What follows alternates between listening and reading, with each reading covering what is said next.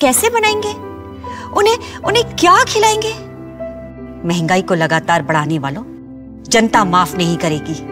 साल 2014 में बीजेपी ने नारा दिया था, बहुत हो गई महंगाई की मार, अब की बार मोदी सरकार। बीजेपी 336 सीटें जीती थी और नरेंद्र मोदी पहली बार प्रधानमंत्री बने थे। वही साल 2019 में बीजेपी का नारा था, अच्छे दिन आएंगे, अब की बार फिर मोदी सरकार। तो बीजेपी की अराउंड 353 सीटें आ गई थी और साल 2024 में बीजेपी द्वारा नारा दिया गया, अब की बार 400 पार।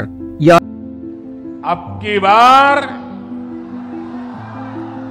बार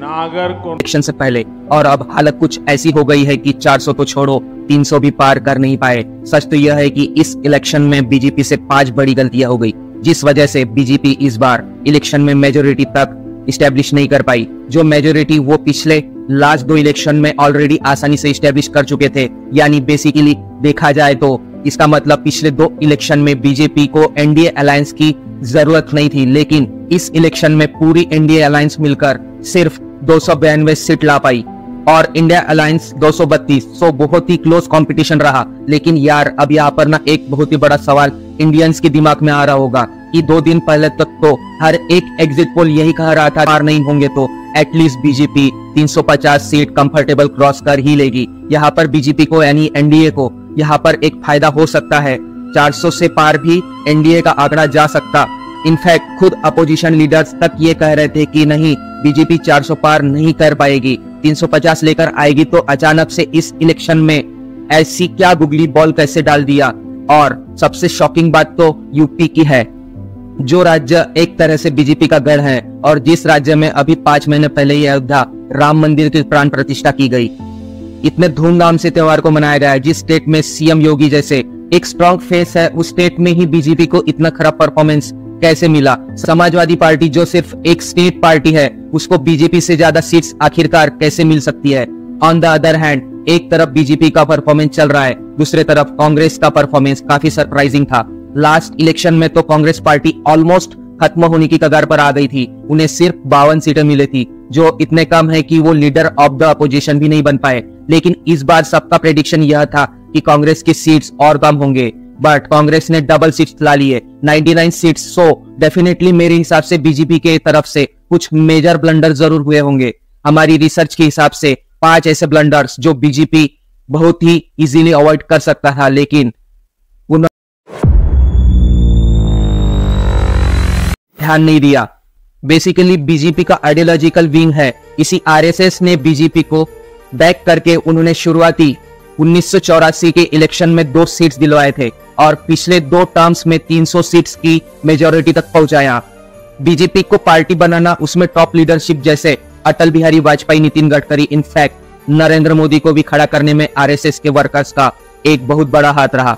आरएसएस वर्कर्स इलेक्शन में बीजेपी कैंडिडेट्स के लिए कई बार डोर टू डोर कैंपेनिंग करते आए, बट इस बार लोकसभा इलेक्शन के ठीक 1 महीने पहले बीजेपी प्रेसिडेंट जेपी नड्डा ने ओपनली मीडिया में कह दिया कि हम जब छोटी पार्टी थे तब हमें आरएसएस की जरूरत पड़ती थी, लेकिन अब हम खुद में ही सक्षम हैं। अब बीजेपी अपना काम खुद ही कर लेगी, उसे आरएसएस की कोई जरूरत नहीं है।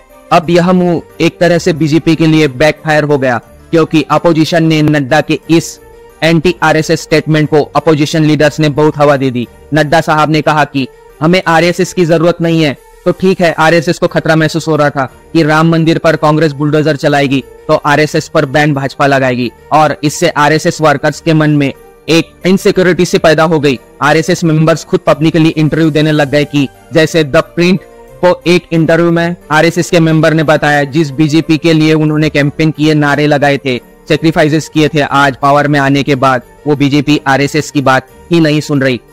बीजेपी को आरएसएस ने वार्न कर दिया था कि 3 महीने पहले ही खाली मोदी जी का चेहरा और हिंदुत्व का मुद्दा बीजेपी को जिताने वाला नहीं है। हालांकि बीजेपी सबसे बड़ी पार्टी बनकर तो उभरी है, लेकिन उन्हें 63 सीट का भारी नुकसान हुआ। और पिछले बार जहां पर मेजोरिटी कंफर्टेबली क्रॉस कर गए थे, लेकिन इस बार without the full support of RSS majority marks से 32 सीट पीछे रह गए। दूसरा सबसे बड़ा रीजन, इंडिया में कई सालों से चलते आ रहे कास्ट पॉलिटिक्स यानी जातिवादी वोट। हिस्टोरिकली यूपी में हमेशा ही पॉलिटिक्स कास्ट के मुद्दे के अराउंड रिवॉल्व करती आई है।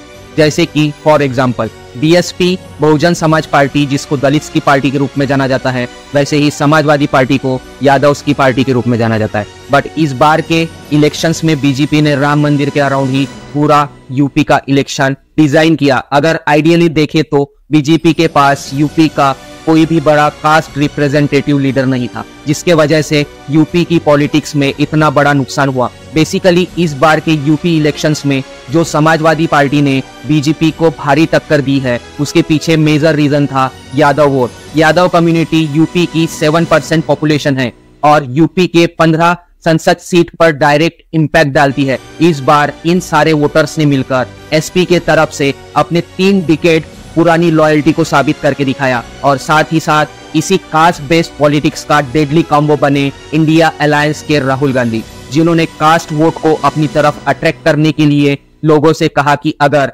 बीजेपी पावर में आ जाएगी तो रिजर्वेशन ही खत्म हो जाएगा। उन्होंने रिजर्वेशन और अग्निवीर को जोरों शोरों से उठाया और कहा कि हमारी सरकार आएगी, जातीय जनगणना को हम पूरे देश में लागू कर देंगे और यह ऑफर उनका ऑलरेडी तेलंगाना में चल रहा है। Mistake number 3, depend the name of brand Modi. BJP ने पिछले 10 सालों में इंफ्रास्ट्रक्चर और टेक्नोलॉजी में जो काम किया है, उसके वजह से Narendra Modi growing Indian economy के एक फेस बन गए। लेकिन अभी भी एक मेजर प्रॉब्लम है और वो है अनएम्प्लॉयमेंट। अगर एक तरफ ग्रेजुएट के पास अभी भी जॉब नहीं है और दूसरे तरफ कंपनीज का कहना है कि उन्हें ढंग के एम्प्लॉयज ही नहीं मिल रहे, और इसके पीछे का रीजन है कॉलेजेस का टीचिंग और कैरिकुलम काफी आउटडेटेड है। पीएम मोदी ग्लोबली एक बहुत बड़े ब्रांड है, लेकिन नेशनली तो छोड़ो, बट 2024 के जनरल इलेक्शन में यही चीज बीजेपी पर एक बैकफायर का काम कर गई, क्योंकि विद ब्रांड मोदी वो इलेक्शंस के सभी बेसिक स्टेप में उचित फोकस नहीं दिए और बहुत बड़ी गलती कर बैठे। जैसे कि बहुत जगह पर उन्होंने सिटिंग एमपीज को ही रिप्लेस कर दिया। इस पर्टिकुलर इलेक्शन में बीजेपी ने 23.5 सिटिंग एमपीज को ही टिकट नहीं दिए। अब इंडियन पॉलिटिक्स में एक बहुत पुरानी कहावत है कि अगर यूपी जीत गए तो समझ लो देश जीत गए।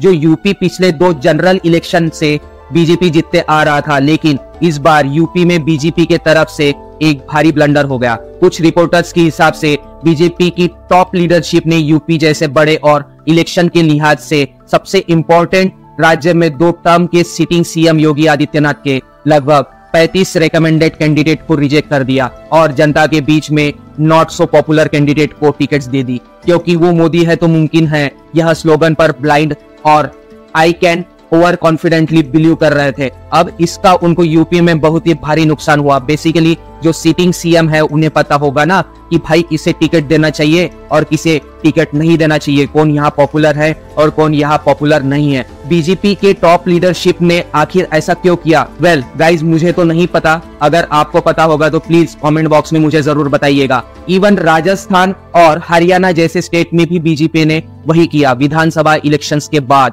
उस पर्टिकुलर स्टेट के बड़े नेता जैसे वसुंधरा राजे फ्रॉम राजस्थान को ही दरकिनार करके ऑलमोस्ट न्यू एंड अननोन चेहरों को वहां की पॉलिटिक्स का फेस बनाना चाहा, जिसके बाद नतीजा बिल्कुल वही हुआ। इन स्टेट में भी बीजेपी को बिलो एवरेज परफॉर्मेंस मिला। अब महाराष्ट्र में भी कुछ ऐसा ही हुआ। एक पॉइंट था जब उद्धव ठाकरे आइडियोलॉजिकल बीजेपी के थे, मगर फिर दोनों पार्टीज के बीच में कुछ कॉम्प्लिकेशंस क्रिएट हुए और वहां पर उद्धव ठाकरे के साथ रिश्ता टूट गया बीजेपी का। उसके बाद बीजेपी ने शिवसेना पार्टी को तोड़कर एकनाथ शिंदे को खड़ा कर दिया और अपने अलायंस के साथ मर्ज कर दिया, जो इस बार उन्हें कास्ट कर रहा था उसके अराउंड 8 to 9 सीट्स, क्योंकि इस क्लोज इलेक्शन में काफी इंपॉर्टेंट शेयर था। मे बी यहाँ पर बीजेपी को पहले से ही इंसाइट होना चाहिए था कि जो शिंदे और एनसीपी की तरफ से अजित पवार फेस है, ये दोनों भी इतने पॉपुलर फेसेस नहीं हैं और अपने बल पर उतने वोट शेयर्स नहीं ला पाएंगे। अब जो इनका अगला मेजर मिस्टेक रहा वो था ओवर कॉन्फिडेंट। यह जो नारा था अब की बार 400 पार, पूरा देश यह कर रहा था अब की बार 400 पार, ये बेसिकली इसलिए बनाया गया था ताकि जो एक्स्ट्रा वोटर्स है, जो लोग वोट नहीं करते, वो भी आके बीजेपी को वोट करे, क्योंकि एक बड़ा टारगेट है 400 पार करना, तो सबको मिलकर ये टारगेट अचीव करना पड़ेगा। बट देखा जाए तो यही स्लोगन यहाँ पर बैकफायर हो गया, क्योंकि इसे बीजेपी के सपोर्टर्स और वोटर्स एक तरह से बहक गए। इस बार के इलेक्शन काफी लॉन्ग थे, पूरे 44 दिन तक चले। 50 से 52 डिग्री के टेम्परेचर और हीट वेव के बीच ऐसे larger than life brand Modi ji और उनके स्लोगन अब की बार 400 पार के ओवर कॉन्फिडेंस स्लोगन की वजह से मेजर बीजेपी वोटर्स ने यही सोचा कि बीजेपी तो कंफर्टेबली जीत रही है, हमारे एक वोट से क्या ही फर्क पड़ जाएगा, और इस वजह से काफी सारे वोटर्स गर्मी के वजह से वोट देने ही नहीं गए। और यही ओवर कॉन्फिडेंट अगर देखा जाए तो बीजेपी के अपने कैंपेन में नहीं बल्कि एक दूसरे तरीके से भी उनको हर्ट किया, जो था बीजेपी ने राहुल गांधी की इमेज एक मटेरियल की तरह बनाने की पूरी कोशिश की थी, जो कि पिछले कुछ इलेक्शंस में सक्सेसफुल रहा, लेकिन शायद राहुल गांधी की ऐसी इमेज बन गई कि बीजेपी खुद ही उसे सीरियसली नहीं लेने लगी और नतीजा उनके इलेक्शन स्ट्रेटजी को भी अंडर एस्टिमेट करने लग गई। और अगर देखें तो ऐसा लग रहा है कि राहुल गांधी की जो भारत जोड़ो यात्रा इफेक्टिव साबित हुई, वो आम जनता के बीच में राहुल गांधी की इमेज को रीइन्वेंट कर पाई। इनफैक्ट एक तरफ से कांग्रेस पार्टी को भी लास्ट इलेक्शन में कांग्रेस को सिर्फ 41 सीटें पर ही सिमट कर रह गई थी, लेकिन भारत जोड़ो यात्रा में राहुल गांधी ने 150 दिन में लगभग 100 शहरों से होते हुए 4080 किलोमीटर का फासला तय किया। और इसके बाद इस बार के इलेक्शंस में कांग्रेस ने अपने सीट्स को डायरेक्टली डबल कर दिया, लेकिन इसी दौरान बीजेपी ने क्या किया, बीजेपी ने भारत जोड़ो यात्रा को सीधा डिसमिस कर दिया कि इससे कुछ नहीं होने वाला, ये अनसक्सेसफुल है और इससे कोई खास बदलाव नहीं होने वाला, बड़े लेवल पर कदम नहीं उठाए गए, सिर्फ राहुल गांधी पर कॉमेडी वीडियोस बनाए गए जिसमें उनका मजाक बनाया गया। ये यात्राएं आज से नहीं बल्कि हिस्टोरिकली काफी सक्सेसफुल रही है। इनफैक्ट बीजेपी का खुद का ही एग्जांपल ले लो, उन्होंने 1990 में रथ यात्रा निकाली थी, 1991 में एक यात्रा निकाली थी, इवन खुद मोदी जी ने 1987 में अहमदाबाद इलेक्शन का ही एग्जांपल ले लो, जिसमें इन्होंने अटल जी से अहमदाबाद में यात्रा करवाई, जिसके बाद आज तक बीजेपी गुजरात में नहीं हारी है। अब बीजेपी की जो 5वीं सबसे बड़ी गलती है वो उनके लिए बहुत ही ज्यादा बुरी साबित हुई। सो देखो, कांग्रेस ने आम मिडिल क्लास जनता के लिए काफी सारे फ्री ऑफर दिए, जैसे कि सीनियर सिटीजन्स के लिए 1000 रुपए हर महीने पेंशन, वीमेंस के लिए महालक्ष्मी स्कीम के तहत गरीब परिवार के महिलाओं को 1 लाख रुपए सालाना देने का वादा किया। आम आदमी पार्टी तो 1500 रुपए महीने के ठका ठक अंदर ही जाती है फ्री पॉलिटिक्स के लिए। आम आदमी पार्टी ने भी फ्री वाटर, फ्री इलेक्ट्रिसिटी, काफी कुछ लोगों को ऑफर किया, बस फ्री है और सारी चीजें किसको पसंद नहीं।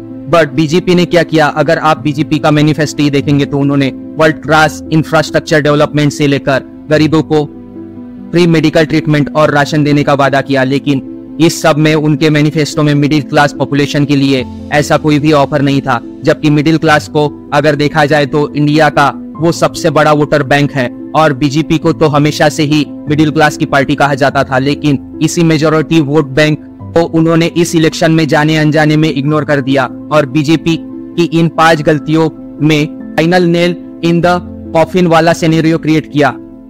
इन्हीं गलतियों के कारण आज बीजेपी विनिंग पार्टी बनकर नहीं उभर पाई। दोस्तों, इस बारे में आपकी क्या राय है, कमेंट बॉक्स में अवश्य बताएं। जय हिंद, जय भारत।